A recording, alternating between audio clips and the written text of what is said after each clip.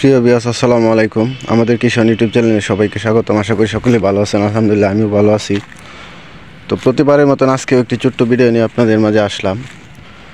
তো আজকে আমি আপনাদেরকে যে বিষয়টা শেয়ার করতে যাচ্ছি, যে ভুট্টার গাছ একদিক দিয়ে ছোটো, আরেক দিক দিয়ে বড়। তো আসলে এটার কি কারণ হতে পারে, তো সেই বিষয়টা আজকে আমি আপনাদের মাঝে শেয়ার করব।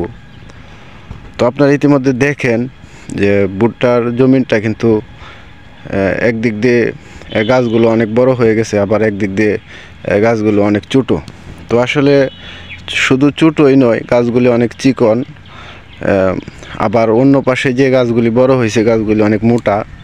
তো আসলে এটার এরকম হওয়ার কারণ হচ্ছে, দেখেন জমিনে কিন্তু পর্যাপ্ত পরিমাণ সার বা যে যে খাবার দিতে হয় সেই খাবারগুলো দেওয়া হয়েছে।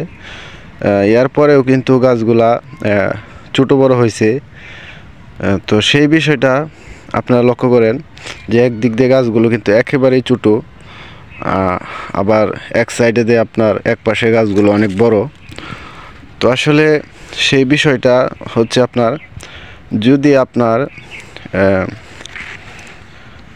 গাছ থাকে জমিনের পাশে, ভুট্টার জমিনের পাশে যদি গাছ থাকে, বিশেষ করে ভুট্টা যদি আপনি চাষ করেন, তো সেই ক্ষেত্রে যদি ভুট্টার জমিনে পুরোপুরিভাবে রৌদ্রের আলো না লাগে, তো সেই ক্ষেত্রে কিন্তু গাছগুলো এরকম হয়, গাছগুলো দুর্বল হয় বা গাছ ছোটো থাকে।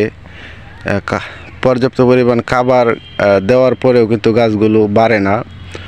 তো আমি আপনাদেরকে বলবো, যারা ভুট্টা চাষ করেন, তো সেই ক্ষেত্রে অবশ্যই আপনারা চেষ্টা করবেন যে রৌদ্রের মধ্যে যাতে পুরোপুরি রৌদ্রের আলোটা আপনার জমিনে লাগে। তো সেই বিষয়টা চিন্তা করে আপনারা ভুট্টা চাষ করবেন। তো এখানে দেখেন একেবারেই অবস্থা খুবই খারাপ।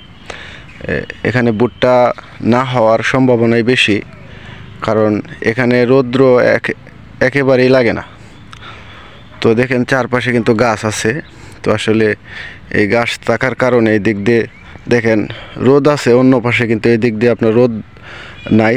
শ্যামা থাকার কারণে, গাছের ছায়া থাকার কারণে আসলে ভুট্টার গাছের এই অবস্থা। আর অন্য পাশে দেখেন যে রৌদ্র যে জায়গাটার মধ্যে আছে, এই জায়গাটার মধ্যে অনেক গাছগুলি অনেক সুন্দর বা অনেক বড় হয়েছে, গাছ মোটাও হয়েছে। তো আপনারা যারা ভুট্টা চাষ করেন অবশ্যই এই বিষয়টা মাথায় রাখবেন। গাছের ছায়া যে জায়গায় আছে সেই জায়গায় ভুট্টা চাষ করবেন না, কারণ ভুট্টা চাষ করা না করা একই কথা। যেহেতু আপনি পর্যাপ্ত পরিমাণ ভুট্টা পাবেন না, খরচ আপনার সমানই হবে। শুধু শুধু লস হওয়ার দরকার নাই। আপনাদেরকে আমি পরামর্শ দিব, গাছের ছায়ারা যে জায়গার মধ্যে আছে সেই জায়গায় ভুট্টা চাষ না করাই উত্তম। কারণ আপনাদের মাঝে আমি সরাসরি বিষয়টা শেয়ার করলাম। তো আজকের মতন এখানেই বিদায় নিচ্ছি। সকলেই সুস্থ থাকবেন, এবং কোনো কিছু যদি আপনাদের বলা থাকে অবশ্যই কমেন্ট করবেন।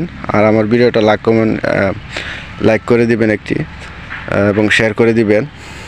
তো আমার চ্যানেলে যারা নতুন অবশ্যই এই চ্যানেলটি সাবস্ক্রাইব করে পাশে থেকে বেল আইকনটি বাজিয়ে দিবেন, কৃষি বিষয়ে সঠিক তথ্য যাতে আপনাদের মাঝে আমি দিতে পারি বা আপনারা সবার আগে পেতে পারেন। তো আজকের মতন এখানেই বিদায় নিচ্ছি। সকলে সুস্থ থাকবেন, ভালো থাকবেন। আল্লাহ।